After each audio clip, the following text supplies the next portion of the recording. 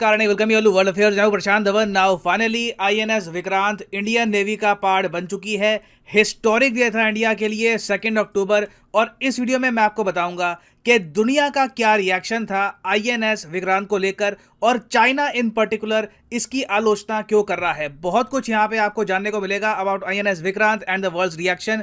मगर आगे बढ़ने से पहले आपसे क्वेश्चन पूछूंगा। क्वेश्चन यहां पर यह है कि आईएनएस विक्रांत का मोटो क्या है। जी हां, इस एयरक्राफ्ट कैरियर का एक अपने आप में मोटो भी है, क्योंकि अपने आप में इस एयरक्राफ्ट को कहा जाता है कि ये चलता फिरता शहरी आप समझिए, क्योंकि 1600 लोग यहां पर रहेंगे। कई एयरक्राफ्ट यहां पे आप स्टेशन कर सकते हो। तो बताओ यहां पर कि what is the motto of INS Vikrant. Option A, I defeat those who fight against me. Option B, the defender of Indian Ocean. Option C, my reign begins now. या फिर option D, come at me bro. Comment section में आप सब लोग करिए उत्तर। सही answer मैं आपको दूंगा वीडियो के अंत में। नाउ आईएनएस विक्रांत के इंडियन नेवी में शामिल होने से इंडिया एक बहुत ही सेलेक्ट ग्रुप ऑफ कंट्रीज में शामिल हो चुका है जिनके पास 2 या फिर 2 से अधिक एयरक्राफ्ट कैरियर है। दुनिया में आप अगर देखो तो सिर्फ ऐसे 5 देश आपको मिलेंगे।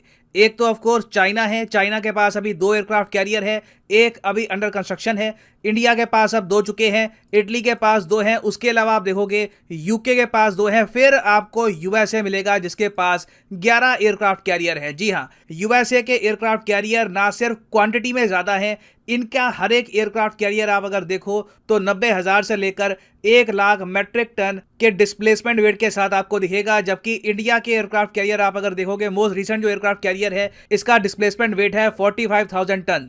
मगर यूएसए के बियॉन्ड आप अगर देखो तो इंडिया की अकॉम्प्लिशमेंट आपको बहुत ही ज्यादा स्पेशल दिखेगी। जब इंडिया का एयरक्राफ्ट कैरियर बनके तैयार हो गया तो दुनिया भर की मेजर कंट्रीज ने रिएक्ट भी इस पर किया है। अब फॉर एग्जांपल यहां पर आप देख पाओगे जो रशिया के राजदूत हैं टू इंडिया, देनिस अलीपोव, ये आईएनएस विक्रांत की कमीशनिंग सेरेमनी में आए और यहां पर आप देख पाओगे ये इन्होंने फोटोज अपलोड करी है।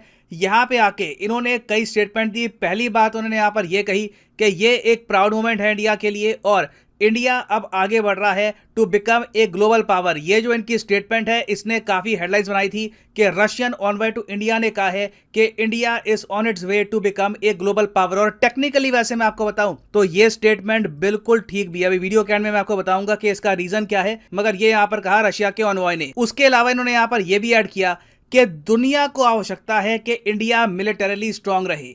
India has just shown at this very ceremony today that it is moving fast on this path towards the status of a global major power.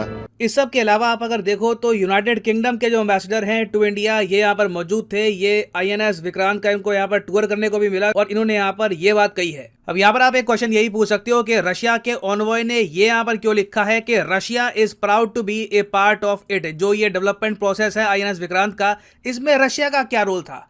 देखिए काफी क्रिटिकल रोल था और रहने वाला है। और अगर आप जानना चाहते हैं कि रशिया का रोल क्या है तो आईएनएस विक्रांत का जो कॉम्बैट मैनेजमेंट सिस्टम है ना, सीएमएस, जो एक बहुत ही ज्यादा आप कह सकते हैं टेक्निकल एस्पेक्ट होता है एक एयरक्राफ्ट कैरियर का, इसको संभालने में, डेवलप करने में इनका क्रिटिकल रोल रहा है। क्योंकि रशिया की कंपनी है एक MARS, उसके अलावा इंडिया की company Tata Power strategic engineering division, इन लोगों ने मिलकर बनाया है combat management system of INS Vikrant. Now ये तो हमने बात कर ली रशिया की। यूएसए की अगर हम बात करें तो यूएसए का कोई कंट्रीब्यूशन नहीं था आईएनएस विक्रांत की तरफ, और यूएसए की जो एम्बेसी है उनकी तरफ से भी कोई भी आईएनएस विक्रांत की सेरेमनी में नहीं पहुंचा, जो मेरे हिसाब से बहुत अजीब बात है। मुझे पता नहीं यूएस इतनी मिसमैनेजमेंट यहाँ पर क्यों कर रहा है। इन्होंने सिंपली यहाँ पर एक ट्वीट कर दी यूएस एम्बेसी से कि जी आईएनएस विक्रांत बन गया, देखकर अच्छा लगा।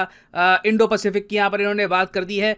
उसके अलावा आप अगर देखो तो अब 20 महीने से भी ऊपर हो चुके हैं कि कोई भी यूएस एम्बेसडर डिप्लॉयड नहीं है इंडिया में, और बहुत सारी इंपॉर्टेंट सेरेमनीज हैं जहां पर यूएस अपनी प्रेजेंस बिल्कुल प्रोवाइड नहीं कर पा रहा है, जिससे मैं कहूंगा कहीं ना कहीं दोनों कंट्रीज के जो रिलेशंस हैं इन पर भी इम्पैक्ट पड़ रहा है। खैर ये हमने बात करी है यूएसए की। जो फ्रांस के एम्बेसडर हैं टू इंडिया, इन्होंने यहाँ पर ये कमेंट करी, इन्होंने यहाँ पर कहा है कि बहुत ही जल्द हम देखेंगे